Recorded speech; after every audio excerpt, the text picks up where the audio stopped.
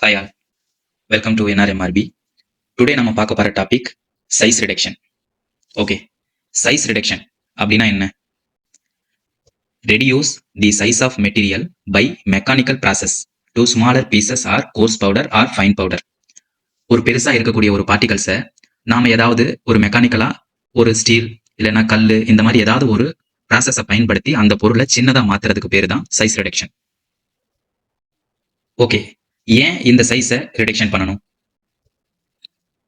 நம்ம நிறைய medicines prepare பண்ணி நிறைய மெடிசன் இருக்கிறத பார்த்துருக்கோம். ஸோ அப்போ அந்த மெடிசன் எதுலாம் இருந்து எடுக்கிறாங்க?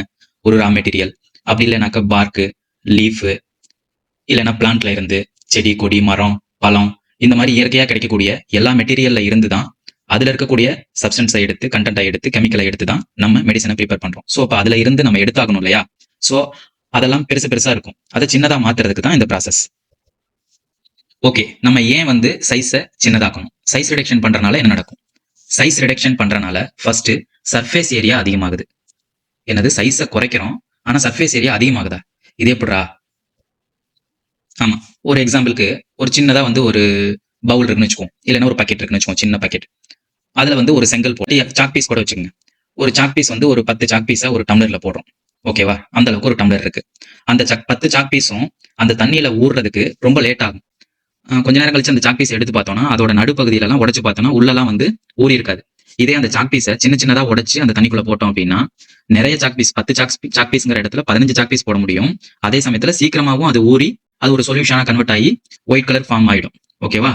இதுதான் சர்ஃபேஸ் ஏரியாவை அதிகப்படுத்துது அப்படின்னு சொல்றாங்க.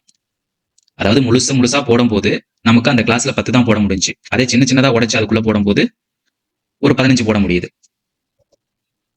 ஓகே, ஷார்ட்டா சிம்பிளா சீக்கிரம் பார்க்கணும். அடுத்தது number of high energy site கிடைக்குது. அடுத்தது கிரைஸ்டல் டிஃபெக்ட் கிடைக்குது. அடுத்தது சேஞ்சஸ் டு அமார்பஸ், ஒரு அன்ஈவன் சைஸ்ல இருந்து ஈவன் சைஸுக்கு மாறுது. ஸோ அப்ப சைஸ் கரெக்டான சின்ன சைஸா ஈவன் சைஸ்ல மாறுறதுனால மெல்டிங் பாயிண்ட் கம்மியா இருக்கு. ஃபார் எக்ஸாம்பிள் ஒரு கறிக்கட்டை வச்சுக்கோமே, அந்த கறிக்கட்டை ஒரு பெருசா இருக்கும்போது நம்ம அதை எரிக்கிறோம் அப்படின்னா ரொம்ப நேரம் எரியும். அதை சின்ன சின்ன பீஸா மாத்தி நம்ம எரிக்கிறோம் அப்படின்னா சீக்கிரமாவே எரிஞ்சு போயிடும். ஸோ அப்ப மெல்டிங் பாயிண்ட் குறையும். ஓகே, இப்ப இதுல எதை பத்தி பார்க்க போறோம்? என்னென்ன மில் சைஸ் ரிடக்ஷன் பண்றதுக்கு? Cutter mill, hammer mill, roller mill, disintegrator, ball mill, fluid energy mill, edge runner mill அப்படின்னு சொல்லிட்டு இருக்கு. இது என்னென்ன ஒர்க்கிங் பிரின்சிபல்ல ஒர்க் ஆகுது அப்படிங்கிறதையும் இதை பத்தி ஷார்ட்டா சிம்பிளா ஈஸியா பார்க்கலாம் வாங்க. ஓகே, கட்டர் மில் எதுக்கு? கட் பண்றதுக்கு. பெரிய பெரிய குச்சி மாதிரி இருக்கிறது, லீஃப் மாதிரி இருக்கிறது, சின்ன சின்ன கட்டை மாதிரி இருக்கிறது, அந்த மாதிரி இருக்கக்கூடிய ப்ராடக்ட்ஸை கட் பண்ணி அதோட சைஸை ரெடியூஸ் பண்றதுக்கு தான் இந்த கட்டர் மில் யூஸ் பண்றோம். இது ப்ராடக்டை மெட்டீரியலை உள்ள ஃபீட் பண்ற இடம். இதுல ஸ்டேஷனரி நியூஸ் இருக்கு. இந்த சுத்தியில வட்டமா இருக்கு இல்லையா? இதுல இருக்கக்கூடிய பிளேட் இருக்குல்ல, இதை ஸ்டேஷனரி நியூஸ்ன்னு சொல்லுவாங்க. அடுத்தது இந்த இடத்துல இருக்கிறது ஒரு மோட்டரு. இந்த மோட்டர்ல ஒரு சக்கரம் மாதிரி ஒரு பிளேட் மாதிரி வச்சு அந்த பிளேட்ல ஒரு 4 பிளேடு பொருத்திருக்காங்க. ஸோ அப்ப இங்கேயும் பிளேட் இருக்கு, உள்ள ரொட்டேட் பண்ணக்கூடிய அந்த பிளேட்லயும் பிளேட் இருக்கு. இது ரெண்டும் வேகமா சுத்துறப்ப இந்த பிளேட்ல பட்டு இந்த ப்ராடக்ட் எல்லாமே சின்ன சின்னதா உடஞ்சி கட் ஆகிறதுக்காக தான். இது எல்லாமே கட் ஆகி இந்த கீழே இந்த இடத்துல ஸ்கிரீன் இருக்கும். அந்த ஸ்கிரீன்ல சைஸ், அதோட ஹோல் சைஸ் வித்தியாசமா இருக்கக்கூடிய ஸ்கிரீன்லாம் இருக்கும். ப்ராடக்ட்டுக்கு தகுந்த மாதிரி அதை மாத்திக்குவாங்க. ஸோ அப்போ லாஸ்டா இதெல்லாம் ரொட்டேட் ஆனதுக்கு அப்புறமா ப்ராடக்டை இங்க கலெக்ட் பண்ணிக்குவாங்க. இதுதான் கட்டிங் மில்லோட மெக்கானிசம். ஸோ இந்த கட்டிங் மில்லு எதுக்கு யூஸ் ஆகுது அப்படின்னாக்க tough and fibrous material. Cutting mill maximum tough and fibrous மெட்டீரியல்ஸ்க்காக யூஸ் பண்றாங்க. இதுல லோ ஹீட் தான் ப்ரொடியூஸ் ஆகுது. Varying screen size and speed. இதுல ஸ்கிரீனோட சைஸைய மாத்திக்கலாம், அடுத்தது ஸ்பீடையும் மாத்தி வச்சுக்கலாம். அடுத்தது இதுல 80 to 100 மெஷ் சைஸ் இருக்கு. 80ல இருந்து 100 வரைக்கும் இருக்கக்கூடிய அந்த ஹோல் வித்தியாசமா இருக்கக்கூடிய அந்த ஸ்கிரீனை நம்ம சேஞ்சபிள் பண்ணிக்க முடியும். ஓகே, அடுத்தது ஹேமர் மில். இதோட பிரின்சிபல் இம்பாக்ட்னா ஹேமர் அப்படின்னா சுத்தியல் ஞாபகம் வச்சுக்கோங்க. அதால அடிச்சு அந்த ப்ராடக்டை உடைக்கிறது அப்படின்னு ஞாபகம் வச்சுக்கோங்க. ஓகே, இதுல பாருங்க, ஒரு இன்லெட் இருக்கு. அதுல மெட்டீரியல்ஸை நம்ம போடுறோம். அதுக்குள்ள ஒரு ரொட்டேட் ஆகக்கூடிய ஒரு பிளேட் இருக்கு. அதுல நிறைய சுத்தியல் மாதிரி அமைப்புகள் இருக்கு. அது எல்லாமே என்ன பண்ணுது? விழுக சுத்தியல் அடிக்கிற மாதிரி அதை ஓங்கி மடார்னு அடிக்குது. அது போய் மறுபடியும் இன்னொரு இடத்துல பட்டு அது உடைஞ்சு சின்ன பார்ட்டிகல்ஸா மாறுது. ஸோ அப்ப ப்ராடக்டை கலெக்ட் பண்றதுக்கு அவுட்லெட் ஒன்று இருக்கு, ப்ராடக்டை போடுறதுக்கு இன்லெட் ஒன்று இருக்கு. அதை சுத்தியும் மெட்டல் கேசிங் இருக்கு. ஏன்னா ப்ராடக்ட்ஸ் பாதுகாப்பா நமக்கு அவுட்லெட் வழியா வெளியில எடுத்துக்கிறதுக்காகவும் அந்த ப்ராடக்ட் வெளியில தெரிக்காம இருக்கிறதுக்காகவும் அதை க்ளோஸ் பண்ணி வச்சிருக்கிற ஒரு மெட்டல் கேஸ் இருக்கு. ஓகே, இதுல அப்படியே கீழே பாருங்க. Used for powdering barks, leaves, roots and crystal substance. இந்த மெக்கானிக்கல் டிவைஸ்ல மிஷின்ல நாம bark, leaves, roots and crystal சப்ஸ்டன்ஸை யூஸ் பண்ணிக்கலாம். இதுல அட்வான்டேஜஸ் என்ன அப்படின்னு கேட்டா, இதை கண்டினியூவா யூஸ் பண்ணிக்கிட்டே இருக்கலாம். இதை ஸ்பீடை சேஞ்ச் பண்ணி வச்சுக்கலாம். பட் ஆனா வந்து இதை கண்டினியூவா யூஸ் பண்றனாலையும் அடுத்தது வந்து இது வந்து மெட்டல் ப்ராடக்ட் அப்படிங்கறனால இதுல ஹீட் ப்ரொடியூஸ் ஆகுது. ஏன்னா அந்த ப்ராடக்ட் போய் அதுல மடர்னு விழுகுது இல்ல, ஸோ அது மேல ரெண்டுமே மோதிக்கிறனால ஹீட் ப்ரொடியூஸ் ஆகுது. ஸோ அதனால வந்து ஹீட் சென்சிட்டிவா இருக்கக்கூடிய ப்ராடக்ட்டை இதுல நம்ம யூஸ் பண்ண முடியாது. ஸோ அஃபெக்ட் தெர்மேலபிள் மெட்டீரியல், அந்த மாதிரி மெட்டீரியல் இருந்தாக்க இதுல அஃபெக்ட் ஆகும். இந்த ஹீட்டா இருந்துச்சுன்னா அந்த மெட்டீரியல் கெட்டு போயிடும் அப்படிங்கிற மாதிரி மெட்டீரியலை இதுல யூஸ் பண்ண முடியாது. அதோட தன்மையை இழந்துரும்ல ஹீட் ஆச்சுன்னா, அதனால அந்த மாதிரி மெட்டீரியலை இதுல யூஸ் பண்ண முடியாது. அடுத்தது containing metal stone product not possible because of contamination. So அப்ப இரும்பு மாதிரி இருக்கக்கூடிய பொருளோ இல்ல ஏதாவது கல்லு மாதிரி இருக்கக்கூடிய பொருளோ அதை இதுல யூஸ் பண்ண முடியாது. ஸோ அப்ப இரும்பு மாதிரி இருக்கிற பொருளோ இல்ல கல்லு மாதிரி இருக்கக்கூடிய பொருளோ இதுல நம்ம யூஸ் பண்ண முடியாது. ஏன்னா அது ஏற்கனவே வந்து உள்ள நமக்கு ஹார்டா இருக்கக்கூடியது தான் இருக்கு. ரெண்டும் ஹார்டா உள்ள இடிச்சுக்கிச்சு அங்கங்கேயும் போய் வேகமா மோதுது அப்படின்னாக்க அங்க கண்டாமினேஷன் தான் ஃபார்ம் ஆகும். ஸோ அதனால இந்த ப்ராடக்ட்டுக்கு, இந்த மாதிரி இருக்கக்கூடிய ப்ராடக்ட்டுக்கு இது யூஸ். ஓகே, நாம அடுத்து பார்க்க போறது பால் மில். இந்த பால் மில்லோட பிரின்சிபல் இம்பேக்ட் அண்ட் அட்ரிஷன். இதுல இம்பேக்டும் இருக்கும், அட்ரிஷனும் இருக்கும். இந்த பால் மில் எதால் ஆனது அப்படின்னா ஹாலோ ஸ்டெயின்லெஸ் ஸ்டீல் சிலிண்டர். அதாவது ஒரு ட்ரம் மாதிரி இருக்கும். அந்த ட்ரம்ல ஒரு பக்கம் ஓப்பன் பண்ணி க்ளோஸ் பண்றது இருக்கும். அது ஒரு அந்த ட்ரம்மோட ரெண்டு சைட்லயும் ஒரு ஆக்சியல் ஒரு குச்சி மாதிரி வச்சு அதுக்கு ஸ்டாண்ட் மாதிரி ஒன்று ஃபிக்ஸ் பண்ணியிருப்பாங்க. அதுல ஒரு பக்கம் வந்து மோட்டர் ஒன்று அட்டாச் பண்ணியிருப்பாங்க. ஏன்னா அது ரொட்டேட் ஆகணும் இல்லைங்களா. இந்த பால் மில்லுக்குள்ள ஸ்டெயின்லெஸ் ஸ்டீல் பால் அது கொஞ்சம் ஃபில் பண்ணியிருப்பாங்க. நம்ம மெட்டீரியலும் பாதிக்கு பாதி ஃபில் பண்ணியிருப்பாங்க. ஸோ அப்ப ஏற்கனவே அந்த ட்ரம்முக்குள்ள இருக்கக்கூடிய ஸ்டெயின்லெஸ் பால் இருக்குல்ல, அந்த இரும்பு பால், அதுவும் நம்ம என்ன ப்ராடக்ட்டை வந்து நம்ம சைஸ் ரிடக்ஷன் பண்ணணுமோ அந்த ப்ராடக்ட்டையும் உள்ள நம்ம ஃபில் பண்ணிடுவோம். ஃபில் பண்ணி க்ளோஸ் பண்ணிட்டு நம்ம மோட்டரை ரன் பண்ணும்போது என்ன நடக்குது அப்படிங்கிறது தான் இந்த 3 பிக்சர்ல இருக்கு பாருங்களே. இதுல ஃபர்ஸ்ட் பிக்சர்ல பாருங்களே, லோ ஸ்பீட்ல இருக்கும்போது என்ன பண்ணும், மெதுவா சுத்துதா, சுத்தும் போது அந்த ப்ராடக்ட் வலிக்கிக்கிட்டு ஒன்று பின்னாடி போகாது, வலிக்கிக்கிட்டு சரிஞ்சு ஒரே பக்கத்துல இருக்கும். ஸோ அப்ப சைஸ் ரிடக்ஷன் அந்த அளவுக்கு நடக்குமா, கொஞ்சம் கம்மியா தான் நடக்கும். சரி, ஓகே, கம்மியா நடக்குதுன்னு சொல்லிட்டு நம்ம ஹை ஸ்பீடு வச்சோம் அப்படின்னா என்ன நடக்குது அப்படின்னாக்க, வேகமா சுத்தும் போது அந்த ப்ராடக்ட் அதோட வால் இருக்குல்ல, சிலிண்டரோட வால் இருக்குல்ல, ட்ரம்மோட வால், அதுல வட்டமா போய் சுத்திக்குது. ஸோ அப்பயும் சைஸ் ரிடக்ஷன் கம்மியா தான் நடக்குது. ஸோ பால் மில்லை பொறுத்த வரைக்கும் நமக்கு சைஸ் ரிடக்ஷன் அதிகமா நடக்கிறது எப்ப அப்படின்னாக்க நார்மல் ஸ்பீட்ல தான், அதாவது ஆப்டிமம் ஸ்பீடுன்னு சொல்லுவாங்க. இந்த டைம்ல தான் அது ஒன்னோட அந்த பால் வந்து இன்னொரு ப்ராடக்ட் மேல, மெட்டீரியல் மேல பட்டு சைஸ் ரிடக்ஷன் அதிகமா நடக்கும். ஸோ இதுதான் வந்து மேக்சிமம் யூஸ் பண்ணுவாங்க. இப்ப பாருங்களே, கீழே இருக்க இந்த கிஃப் ஃபைல்ல உங்களுக்கு தெரியும் பாருங்களே, இதை பார்த்தா உங்களுக்கு புரியும். சரி, அடுத்து used for highly effective at reducing particle size, so improve drug absorption and bioavailability. இதுல வந்துட்டு highly effective for size reduction. மற்ற சைஸ் ரிடக்ஷனை விட இதுல சைஸ் ரிடக்ஷன் இன்னும் ரொம்ப நல்லாவே நடக்குது. ஸோ அதனால பார்ட்டிகல் சைஸ் ரொம்ப சின்னதா, நமக்கு ரொம்ப குட்டியா ரொம்ப சின்னதா கிடைக்குது, மைக்ரோ லெவல்ல கிடைக்குது. ஸோ அதனால வந்துட்டு ட்ரக்கோட அப்சார்ப்ஷனும் பயோ அவைலபிலிட்டியும் நமக்கு கூட கிடைக்கும். ஸோ அதோட இம்ப்ரூவ்மெண்ட் நல்லா இருக்கும். அடுத்து செகண்ட் பாயிண்ட் பாருங்க, enclosed system so suitable for toxic or hazardous material safely. Okay, இதுல என்ன சொல்றாங்க அப்படின்னாக்க, அந்த ட்ரம் சுத்தமா க்ளோஸ்ல இருக்கு, அது வந்து ஸ்டெயின்லெஸ் ஸ்டீல் தான். ஸோ அதனால க்ளோஸா இருக்கிறனால நமக்கு உள்ள போடக்கூடிய மெட்டீரியல் ஏதாவது டாக்ஸிக் சப்ஸ்டன்ஸா இருந்துச்சுன்னா அது வந்து தூளா பறக்காம வெளியில வந்து அதோட எஃபர்வேஷன்ட் எல்லாம் வெளியில வராம காத்துல மிக்ஸ் ஆகி நம்ம சுவாசிக்காம அதனால நமக்கு எந்த பிரச்சனையும் ஏற்படுறது இல்லை. ஸோ அதனால என்னன்னாக்க நிறைய வந்து மேனுஃபேக்சரிங் கம்பெனில கெமிக்கல்ஸ் எல்லாம் இருக்குல்ல, அந்த கெமிக்கல்ஸ் எல்லாம் இதுலதான் வந்து சைஸ் ரிடக்ஷன் பண்றாங்க. ஏன்னா அதுல வந்து இருக்கக்கூடிய எஃபெக்ட் வந்து நம்ம அங்க ஒர்க் பண்ற பீப்புள்ஸ்க்கு எந்த பிரச்சனையும் இல்லாம சேஃபா இருக்கு அப்படின்னு சொல்றாங்க. ஏதாவது இந்த மில்லுக்கு எல்லாம் போனவங்களுக்கு தெரியும், இந்த மிளகாவெல்லாம் கொண்டுட்டு போய் மிளகா பொடி அரைக்கிறதுக்காக போவாங்க. ஸோ அப்ப அந்த மிளகா பொடி அரைக்கும் போது பாருங்களேன், அந்த இடத்துல நம்மளால நிக்கவே முடியாது. அது கூட ஒரு துணி மாதிரி கட்டியிருப்பாங்க. அந்த துணி மூலியமா தான் வந்து அந்த மிளகா பொடி வந்து விழுகும். ஸோ அப்ப அதுல எவ்வளவு காரத்தன்மை நெடி வருது இல்ல, நமக்கு தும்மல் வருது, இருமல் வருது, சுறுசுறுன்னு ஏறுது இல்ல. ஸோ அந்த மாதிரி எல்லாம் இதுல இல்லாம இருக்கும். ஓகே, இதோட advantage very fine powder, uniform mixing, continuous use பண்ணலாம், ஸ்பீடு சேஞ்ச் பண்ணிக்கலாம். அதாவது பவுடர் வந்து ஒன்று பெருசாகவும் ஒன்று சின்னதாகவும், இல்லைன்னா அந்த மெட்டீரியல் நம்ம அவுட்புட்ல வெளியில எடுக்கிறோம்ல, அந்த ப்ராடக்ட் வந்து ஒன்று கொஞ்சம் சைஸ் பெருசாகவும் இன்னொன்று சைஸ் சின்னதாகவும் யூனிஃபார்ம் இல்லாம இருக்காது. இதுல நல்லா யூனிஃபார்மா நமக்கு ஒரே மாதிரியே ஃபைன் பவுடரா நமக்கு கிடைக்கும் அப்படின்னு சொல்றாங்க. அதே மாதிரி இதோட ஸ்பீடெல்லாம் வந்து சேஞ்ச் பண்ணி வச்சுக்கலாம் அப்படின்னு சொல்றாங்க. அடுத்தது இதோட டிஸ்அட்வான்டேஜ். இதோட டிஸ்அட்வான்டேஜ் என்னன்னு பார்த்தா, wear and tear on the grinding media leads to contamination. ஏன்னா இந்த ப்ராடக்ட் வந்து அந்த பால்லையும் உரசிக்கிட்டே இருக்கு. அடுத்தது வந்து அந்த சுத்தியில இருக்கக்கூடிய ட்ரம்லையும் அந்த மெட்டீரியல் உரசிக்கிட்டே இருக்கு. ஸோ அதனால வந்துட்டு உள்ள ஒரு ட்ரம்குள்ள இருக்கு இல்லையா? ஸோ அதனால வந்து டியர் அதுக்குள்ள வேர்க்கும். ஸோ அதனால ஏற்படக்கூடிய உள்ள அந்த ஈரம் கோர்க்குன்னு சொல்லுவாங்க இல்லையா? அது மாதிரி ஏதாவது நடக்கிறப்ப இது வந்து ஒரு டிஸ்அட்வான்டேஜா இருக்கு. அதனால ஏற்படக்கூடிய கண்டாமினேஷன் இதுல இருக்கு. அடுத்து மாய்ஸ்ட் மெட்டீரியலை இதுல யூஸ் பண்ண முடியாது. ஏன்னா இது சுத்தம் போது அது ஒட்டிக்கும் இல்லையா? பால்ல போய் ஒட்டிக்கும். அப்படி இல்லைனாக்கா அந்த ட்ரம்ல சுத்திலும் ஒட்டிக்கும். ஸோ அதனால அந்த மாதிரி ப்ராடக்ட்டுக்கு இந்த பால் மில்லை நம்ம யூஸ் பண்ண முடியாது. ஓகே, அடுத்து ரோலர் மில். இந்த ரோலர் மில்லோட பிரின்சிபல் கம்ப்ரெஷன் ஆர் க்ரஷர். க்ரஷ்னா அதை பிழிஞ்சு எடுக்கிறது, அழுத்தி எடுக்கிறது அப்படின்னு பேரு. ஸோ இதை இந்த ரெண்டு பேர்லையும் கேட்பாங்க, கன்ஃபியூஸ் ஆக வேணும். ஓகே, ரோலர் மில்லில் அதுல பார்த்த மாதிரி தான், நம்ம பால் மில்ல பார்த்த மாதிரி தான் இதுலயும் வந்துட்டு 2 ரோலர் இருக்கும். அது வந்து ஸ்டெயின்லெஸ்லயோ இல்ல வேற ஏதாவது ஸ்டீல் மெட்டீரியல்லையோ சிலிண்ட்ரிக்கல் ரோல் அந்த டைப்ல இருக்கும். இது ஸ்டோன்ல இருக்கலாம், இல்லைன்னா மெட்டல்ல இருக்கலாம்.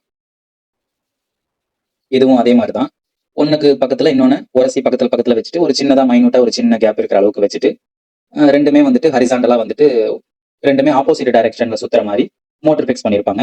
இந்த ட்ரம் வந்து இந்த ரோலரோட ஸ்பீடை வந்து சேஞ்ச் பண்ணிக்கலாம். நம்ம ஒரு ரோலர் வந்து கொஞ்சம் வேகமாகவும் ஒரு ரோலர் வந்து கொஞ்சம் மெதுவாகவும் சுத்துற மாதிரியும் நம்ம சேஞ்ச் பண்ணிக்கலாம் மெட்டீரியலை பொறுத்து. இது இந்த டயக்ராம்ல பார்த்தாவே உங்களுக்கு புரியும்னு நினைக்கிறேன். ஓகே, இந்த ரோலர் மில்ல நம்ம சீட்ஸ் எல்லாம் போட்டு அதுல இருந்து ஃபிக்ஸ்ட் ஆயில் எக்ஸ்ட்ராக்ட் பண்றதுக்கெல்லாம் இந்த ரோலர் மில் யூஸ் பண்றாங்க. அடுத்தது வந்து இந்த சிலிண்ட்ரிக்கல் 2 சிலிண்ட்ரிக்கல் அந்த ரோலர் இருக்குல்ல, அந்த ரோல் வந்து ஸ்டோனால் ஆயிருக்கும், அப்படி இல்லைன்னா மெட்டலால் ஆயிருக்கும். அடுத்தது வந்து rotate opposite direction each roller, அது ரொம்ப முக்கியம் பார்த்துக்கோங்க. அடுத்தது diameter of the rolls for need of the particle size. அதாவது 2 ரோலருக்கு இடையில இருக்கக்கூடிய கேப் இருக்குல்ல, அதுதான் டயாமீட்டர். அந்த டயாமீட்டரை சேஞ்ச் பண்றதுக்கு தகுந்த மாதிரி அந்த பார்ட்டிகல் சைஸ் நமக்கு கிடைக்கும். இப்ப அதிகமா ஸ்பேஸ் இருக்கு, டயாமீட்டர் வந்து அதிகமா வைக்கிறோம் அப்படின்னா பார்ட்டிகல் சைஸ் பெருசா இருக்கும். டயாமீட்டர் ரொம்ப குறுக்கி வைக்கிறோம் அப்படின்னா பார்ட்டிகல் சைஸ் நமக்கு சின்னதா கிடைக்கும். அதாவது அந்த 2 ரோலருக்கு உரசிக்கிட்டு இருக்கக்கூடிய அந்த கேப்பை சொல்றேன், அதுதான் டயாமீட்டர். ஓகே, அடுத்து பாருங்க, fluid energy mill or jet mill. இதை ஜெட் மில்னு சொல்லுவாங்க. இதோட principle impact and attrition. Roller மில்ல இருக்கிற மாதிரியே தான் இதுலையும். இந்த பிக்சர்ல பாருங்க, இது வந்து சாலிட் இன்லெட், இது வந்து ப்ராடக்ட்டை நம்ம அவுட்லெட் எடுக்கிறது. அடுத்தது இந்த இடத்துல தான் நம்ம ஒரு ஸ்டீமோ இல்ல ஏரோ இந்த ஃப்ளூயிடோ இது மாதிரி ஒரு விஷயத்தை நம்ம வந்து உள்ள இன்லெட்டா கொடுக்கறது, ப்ரெஷரோட உள்ள கொடுக்கறது. ஸோ நம்ம இப்போ ப்ரெஷரை வந்து வெளியில இருந்து நம்ம கொடுக்கறனால இந்த சாலிடும் ஒரு பக்கம் உள்ள போறனால இது ஃபுல்லா ரொட்டேட் ஆக ஆரம்பிச்சிடும். ஸோ ரொட்டேட் ஆகிறப்ப உள்ள ப்ரெஷர் அதிகமாயிடும். ஸோ அப்போ என்ன நடக்குது அப்படின்னாக்க, இந்த ஜோன் ஆஃப் டர்புலன்ஸ்னு சொல்றாங்கல்ல, இந்த ஏரியாவில் தான் ப்ரெஷர் அதிகமாக இருக்கும்.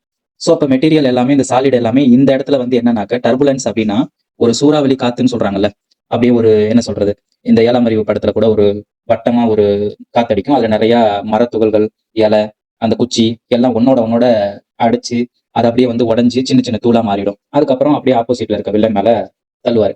அது மாதிரி இந்த இடத்துல சூறாவளி காத்து மாதிரி ஃபார்ம் ஆகி அந்த இடத்துல நம்ம வெளியில இருந்து கொடுத்த அந்த ஏர் ஸ்டீம் அப்படி இல்லைன்னா ஃப்ளூயிடு அப்படி இல்லைன்னா ஹை வெலாசிட்டியில இருக்கக்கூடிய ஏதாவது கேஸ், அந்த கேஸோட சேர்ந்து அந்த ப்ராடக்ட்டுக்கும் ஒன்னோட ஒன்று ப்ராடக்ட் மோதும். அதாவது அந்த சாலிடா வெளியில இருந்து கொடுத்த 2 பொருள் அந்த பொருள் மேலையும் இன்னொரு பொருள் மேலையும் மோதிக்கிறனால அது ஈஸியா வந்து சைஸ் ரிடக்ஷன் ஆகுது. அது அப்படி கீழே பாருங்க, high velocity air steam to effect breakage of particles. High velocity லெவல்ல ஏர் அப்படி இல்லைன்னா ஸ்டீமை நம்ம இந்த இடத்துல கொடுக்குறாங்க, கொடுத்து நம்ம அந்த பார்ட்டிகல்ஸை வந்து பிரேக் பண்றாங்க. அடுத்து air steam is introduced with high pressure through nozzle to form turbulent air. இந்த இடத்துல கொடுத்து ஹை ப்ரெஷர்ல கொடுத்து இந்த நாசல் வழியா, இந்த 4 நாசல் இருக்கு பாருங்க கீழே, இது வழியா உள்ள கொடுத்து அவங்க ப்ரிப்பேர் பண்றாங்க டர்புலன்ஸ் ஏரை ஃபார்ம் பண்றாங்க. ஏன்னா அந்த ப்ராடக்ட் ஒன்னோட உரசி அதோட சைஸை ரிடக்ஷன் பண்றதுக்காக. அடுத்த தேர்ட் பாயிண்ட்ல பாருங்க, ரெடியூஸ் பார்ட்டிகல் சைஸ் ஸ்மால். 1ல இருந்து 20 வரைக்கும் மைக்ரான், அந்த மைக்ரான் லெவலுக்கு அந்த ப்ராடக்டோட சைஸை நம்ம இந்த மில்லில் குறைக்க முடியும். 4th point, oxygen or moisture sensitivity material by use of nitrogen gases. அதாவது இதுல என்ன சொல்றாங்க அப்படின்னாக்க, ஆக்சிஜன் ஒரு பொருள் மேல பட்டுருச்சு அப்படின்னாவோ, இல்ல ஈரக்காத்து பட்டு அந்த பொருள் வந்து வீணா போயிடும், இல்லைன்னா அந்த பொருள் வந்து கண்டாமினேட் ஆயிடும் அப்படிங்கிற மாதிரி பொருளை கூட நம்ம இதுல சைஸ் ரிடக்ஷன் பண்ண முடியும் அப்படின்னு சொல்றாங்க. அப்படி அந்த மாதிரி பொருளை வந்து சைஸ் ரிடக்ஷன் பண்ணும்போது அப்ப நைட்ரஜன் கேஸ் யூஸ் பண்ணிக்கிறாங்க அப்படின்னு சொல்றாங்க. ஸோ இந்த மெத்தடை யூஸ் பண்ணி தான் மைக்ரோனைசேஷன் ஆஃப் கிரிசியோஃபல்வின், அதாவது ஆன்டிஃபங்கல் டேப்லெட் இது. இந்த டேப்லெட் ப்ரிப்பரேஷன்ல இந்த மெட்டீரியலை இந்த ஃப்ளூயிட் எனர்ஜி மில்லில் தான் நம்ம பண்றோம். அதே மாதிரி ஒரு சில ஆன்டிபயோட்டிக்ஸையும் இந்த ஃப்ளூயிட் எனர்ஜி மில்லில் தான் சைஸ் ரிடக்ஷன் பண்றோம். அது கூடவே ophthalmic parental products can be produced, அந்த மாதிரி ப்ராடக்டையும் இதுல தான் நம்ம ப்ரிப்பேர் பண்றோம். லாஸ்ட் பாயிண்ட் பாருங்க, 7, no heat sensitive, no contamination. ஏன் ஹீட் ஆக மாட்டேங்குது அப்படின்னா, நம்ம வெளியில இருந்து தான் ஒரு ஏர் ஸ்ட்ரீமை நம்ம உள்ள அனுப்புறோம். அப்படிங்கிறப்ப வெளியில இருந்து கூலிங்கா தான் இருக்கும் ஏர். அப்ப அந்த ஏர் வந்து கண்டினியூவா உள்ள போயிட்டு இருக்கனால ஹீட் ஆக மாட்டேங்குது. அடுத்தது நோ கண்டாமினேஷன், ஏன்னா இதுதான் வந்துட்டு ஃபுல்லா சிலிண்ட்ரிக்கல் மாதிரி க்ளோஸ்ட்ல இருக்கு. இந்த பிக்சர்ல பாருங்க, பார்த்தா உங்களுக்கு ஒரு ஐடியா கிடைக்கும். இதுல பாருங்க, அந்த டர்புலன்ஸ் ஏரியாவில் பாருங்க என்ன நடக்குது அப்படின்னு, எப்படி அந்த ப்ராடக்ட் எல்லாம் மேல வட்டமா சுத்தி வருது பாருங்க. சாடி இன்லெட்டு, அவுட்லெட்டு, இது மாதிரி தான் ஒர்க் ஆகுது. ஓகே, அடுத்து டிஸ்இன்டகிரேட்டர். இதோட பிரின்சிபல் இம்பாக்ட். இந்த ஹேமர் மில்ல பார்த்தோம்ல, அதே மாதிரியே அங்க வந்து ஹேமர் மில்ல நம்ம சுத்தியல் மாதிரி ஒரு அமைப்பை பார்த்தோம். இந்த இடத்துல உள்ள பாருங்களே, பிளஸ் மாதிரி ஒரு மோட்டர்ல இந்த இடத்துல செட் பண்ணியிருக்காங்க. இதோட பேர் வந்து பீட்டர்ஸ். ஏன்னா உள்ள போடக்கூடிய ப்ராடக்டை அதை அடிக்க போகுது, ஸோ அதனால பீட்டர்ஸ். இந்த இடத்துல தான் இன்லெட், இது வழியா போடுறாங்க. உள்ள போய் நம்ம மெட்டீரியல் உள்ள விழுந்ததுக்கு அப்புறம் இது ரொட்டேட் ஆகும். ரொட்டேட் ஆகும்போது அதில் அடிபட்டு கீழே இந்த ட்ரம்ல கலெக்ட் ஆகும். இதுவும் வந்து ஸ்டீலான ஒரு ட்ரம் தான். இந்த வளைவா இருக்குல்ல, இதுல கலெக்ட் பண்றதுக்கும் ஒரு ட்ரம் மாதிரி ஒரு பார்ட் கொடுத்துருக்காங்க. இதுல பாருங்களேன், இந்த இடத்துல இருக்கிறதெல்லாம் வந்து சீவ் ஃபில்டர் பண்றதுக்காக. அதோட ஹோல் சைஸ் எல்லாம் வந்து வித்தியாசமா இருக்கும். அதுல நம்ம சேஞ்ச் பண்ணிக்கலாம், என்னென்ன சைஸ் ஆகணும் அப்படிங்கிற மாதிரி நம்ம இதுல சேஞ்ச் பண்ணோம்னா அதுக்கு தகுந்த மாதிரி பார்ட்டிகல்ஸை நம்ம கலெக்ட் பண்ண முடியும். இதுலலாம் வந்து பெரிய பெரிய ஓட்டையா இருந்துச்சுனாக்கா நம்ம கீழே உள்ளக்கூடிய ப்ராடக்ட் எல்லாம் வந்து கொஞ்சம் பெருசா இருக்கும். இதுல வந்து சின்ன சின்ன ஹோல் இருந்துச்சு அப்படின்னா கீழே உள்ள ப்ராடக்ட்லாம் வந்து ரொம்ப சின்ன சின்னதா இருக்கும். அடுத்து இந்த இடத்துல வந்துட்டு டஸ்ட் பேக் ஒன்று கொடுத்துருக்காங்க. இந்த இடத்துல அடிபடுது இல்லையா, வேகமா அடிபடும் போது இந்த இடத்துல வந்து திடீர்னு மடர்னு கீழே விழுவுது இல்லை. அப்ப விழும்போது அதுல இருந்து சின்ன சின்ன துகள்கள், அந்த அதிர்வுல வந்துட்டு சின்ன சின்ன பார்ட்டிகல்ஸ், ரொம்ப மைனூட் பார்ட்டிகல்ஸ் அதெல்லாம் வந்து கலெக்ட் ஆகும். ஸோ அப்ப என்னன்னா, அந்த பார்ட்டிகல்ஸை நம்ம தனியா பிரிச்சு எடுக்கும் போது இந்த டஸ்ட் பேக் இல்லை அப்படின்னாக்க நமக்கு அந்த பார்ட்டிகல் சைஸோட சேர்த்து சின்ன சின்னதா அந்த கீழே விழுகிறதுல ஆகும்ல, பவுடர் மாதிரி. ஸோ அந்த ஒரு நம்ம ஒரு குண்டு இருக்கு, கோழி குண்டு இருக்கு அப்படின்னா அதை எடுத்தோம்னா அது மேல வந்து நிறைய வந்து குப்பை மாதிரி டஸ்ட் மாதிரி ஒட்டிருக்கும். அந்த மாதிரி ஒட்டாம இருக்கிறதுக்காக தான் இந்த டஸ்ட் பேக். இந்த டஸ்ட் பேக் என்ன பண்ணும் அப்படின்னா, ஆட்டோமேட்டிக்கா கீழே விழுந்ததுக்கு அப்புறம் அது காத்துல வந்து அப்படியே வந்து புழுதி பறக்கிற மாதிரி பறக்குது இல்ல, அது எல்லாமே இங்க வந்து கலெக்ட் ஆயிக்கும். மைனூட் பார்ட்டிகல்ஸா இருக்கிறது, டஸ்ட் மாதிரி இருக்கிறதெல்லாம் இங்க கலெக்ட் ஆயிக்கும். ஸோ அப்ப நம்ம கீழே இருக்கக்கூடிய ப்ராடக்ட் வந்து கொஞ்சம் தெளிவா இருக்கும், ஈஸியா நம்ம பிரிச்சு எடுத்துக்கலாம் அதுக்காக. Okay, reduce particles 1 to 20 micron size. இதுலயும் used for very hard drug like barks root. இதுல ரொம்ப ஹார்டா இருக்கக்கூடிய மெட்டீரியல்ஸை இதுல நம்ம யூஸ் பண்றாங்க. அதாவது பார்க்கு, மரப்பட்டை, வேறு, இந்த மாதிரி இருக்கக்கூடிய ஹார்டா இருக்கக்கூடிய பொருட்களை இதுல நம்ம சைஸ் ரிடக்ஷன் பண்றதுக்காக யூஸ் பண்றோம். அடுத்து அவாய்ட் மாய்ஸ்சர் கண்டென்ட் ப்ராடக்ட். இதுல வந்து மாய்ஸ்சர் ப்ராடக்ட் போட முடியாது, நமக்கு தெரிஞ்சதுதான். அடுத்து suitable for all type of powder. இதுல வந்து என்ன பவுடர் வேணுமாலும் என்ன டைப்ல வேணுமாலும் நம்மளால எடுக்க முடியும். ஏன்னா நமக்கு வந்து கலெக்ட் பண்றதுக்கு தனியா ஒரு ட்ரம் மாதிரி இருக்கு, டஸ்ட் பேக் இருக்கு. ஸோ அதனால ஆல் டைப் ஆஃப் பவுடர் மெட்டீரியலை இதுல நம்ம போட்டு சைஸ் ரிடக்ஷன் பண்ணலாம். Okay, thank you all. இது உங்களுக்கு யூஸ்ஃபுல்லாக இருக்கும், நல்லா புரிஞ்சிருக்கும்னு நினைக்கிறேன். உங்களோட கமெண்ட்டை கமெண்ட்ல சொல்லுங்கள். தேங்க்யூ.